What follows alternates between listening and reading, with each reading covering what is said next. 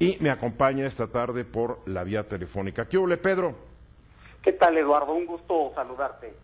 Platícame, ¿cuál es la opinión de ustedes ahí en Coparmex en torno al paquete económico 2017? Sí, yo creo que un punto importante que hay que señalar es fundamental revertir la tendencia que habíamos venido manteniendo de crecimiento, el ritmo de crecimiento del endeudamiento. Muy importante revertir esa tendencia. Se está planteando ahorita en el paquete económico un superávit primario, claro, un superávit primario del 0.4% del PIB. Traduce lo que es un superávit primario para el público que nos ve y escucha, ¿sí, Pedro?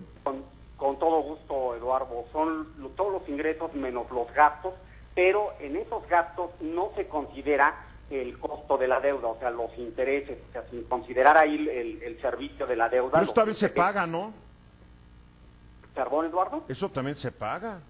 Ah, claro que sí, pero en este es simplemente un indicador, una forma de medir y bueno, habrá que medir también, como bien lo señalas, el déficit amplio. Ya hablando de un déficit amplio, pues sí se está considerando un déficit del 2.4% del PIB.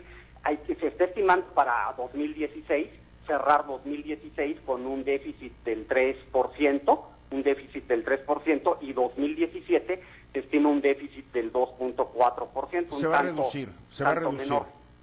Se va a reducir efectivamente. Ahora, ¿cómo se reduce este déficit? Incluso si vemos en 2016, ¿cómo se reduce? Bueno, en buena medida, si bien sí por recortes al gasto público, pero bueno, también ha habido un comportamiento positivo, un aumento en los ingresos tributarios. Por ejemplo, para 2017 se estima un aumento en los ingresos tributarios del 9.7%, y en el caso de los ingresos petroleros se estima una reducción del 15.7%, o sea, va a seguir cayendo ahí el tema de ingresos petroleros, pero lo que ha venido a fortalecer los ingresos públicos, sin lugar a dudas, son los ingresos, en buena medida, los ingresos tributarios. Ahora, una pregunta. Yo he estado viendo muchas críticas del sector privado y de las calificadoras, de que este presupuesto, este paquete, no garantiza que el ritmo del crecimiento del endeudamiento vaya a ser menor. Y hay miedo de que se desboque nuevamente como durante los últimos 4 años cuando fue Videgaray el secretario. Pues mira, Eduardo, del 2009, podríamos decir del 2009 Ahí empezó. a Sí. 2016, de este ritmo de crecimiento de la deuda del que venimos hablando, pues vino dando de esa fecha hasta ahora, este año, y sin embargo, pues es fundamental, si bien se dice que es manejable el nivel de endeudamiento, fíjate, estamos hablando de requerimientos financieros. A 2016 asciende al 50.5% el total de endeudamiento, el 50.5% del PIB. Está estimando para el 2017 un 50.20% del PIB. Sí es importante revertir esa forma en que se ha venido dando el crecimiento de la deuda de 2009 a 2016. No se puede seguir manteniendo ese ritmo de crecimiento, y yo creo que aquí lo fundamental pues será el estar evaluando cómo se cierra bien 2016, que efectivamente todos estos recortes al gasto que fueron anunciados en el transcurso de este año pues se vean efectivamente reflejados en esta reducción al gasto público, en reducir el déficit, y el 2017 pues estas metas que se están poniendo para 2017 pues que efectivamente se alcancen. Ahora, la calificadora Standard & Poor's dijo que el paquete económico 2017 no es suficiente para cambiar la perspectiva negativa de la calificación crediticia de México, que filosóficamente este paquete es similar en orientación a lo visto en años anteriores y que no hay nada sorprendente en el presupuesto. Que lo diga Standard & Poor's no afecta a las perspectivas de la inversión extranjera que venga a México, que de por sí está fijando muy de cerca en estos datos. Sí, esta perspectiva que dan las calificadoras, originalmente los precriterios de política económica consideraban un superávit primario del 0.20%, y bueno, pues ahora en el paquete se está dejando en un 0.40%, justamente por mostrar pues un verdadero compromiso de reducción al gasto, ¿no? Se aumenta más de lo que se tenía previsto inicialmente por allá de los meses de abril, que se había mandado los precriterios de política económica. O sea, ¿a ti te tranquiliza este paquete? No, yo creo que en este sentido, Eduardo, es importante. Estamos ahorita en un proceso de análisis.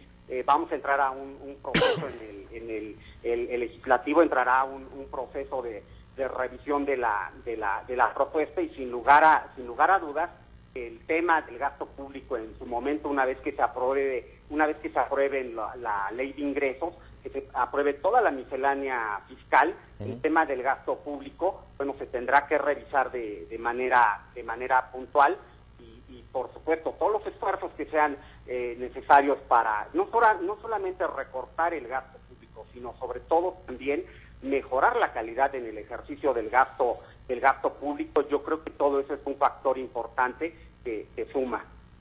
¿Crees que vaya a haber grandes cambios en el Congreso en torno al paquete económico, Pedro?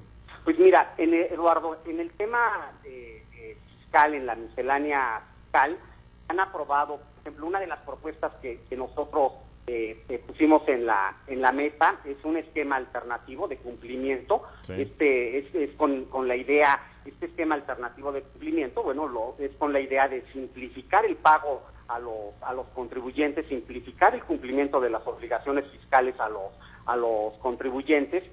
Y bueno, pues está tomando este esquema alternativo de cumplimiento para personas morales que no tienen más de 5 millones de pesos de ingresos. Se les va a dar un esquema alternativo que va con base a flujo de efectivo, se les quitan algunas obligaciones, se terminan compras en lugar de costos de ventas, en fin, se dan algunas situaciones en donde es más sencillo su cumplimiento. Se deja 5 millones. Yo creo que es un tema que se debe de ampliar, este límite de ingresos.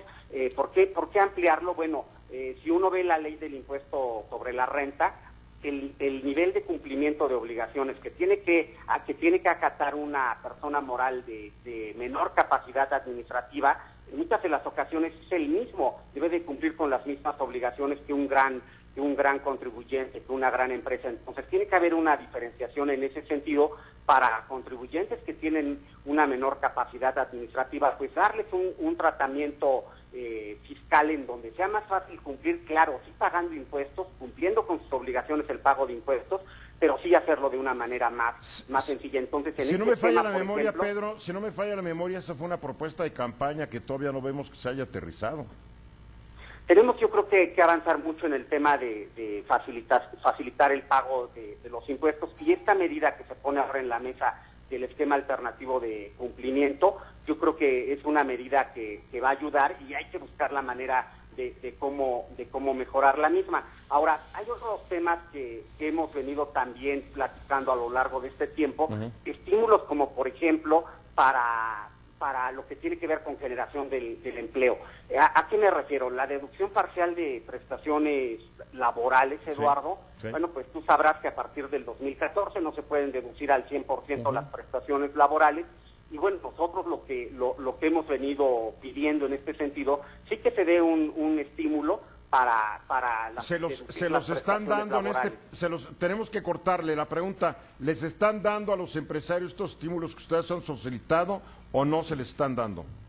Hemos tenido avances en otros temas. No, pero estos en particular. En este particular de deducción de plena de prestaciones laborales no está en el paquete. No, claro. Será un tema que tenemos que abordar también en el Congreso. Bien, Pedro Higuera, seguiremos hablando seguramente de esto. Un gusto saludarte, Eduardo. Gracias, Pedro. Pedro Higuera es vocero y presidente de la Comisión Nacional Fiscal de la Confederación Patronal de la República Mexicana, la Coparmex.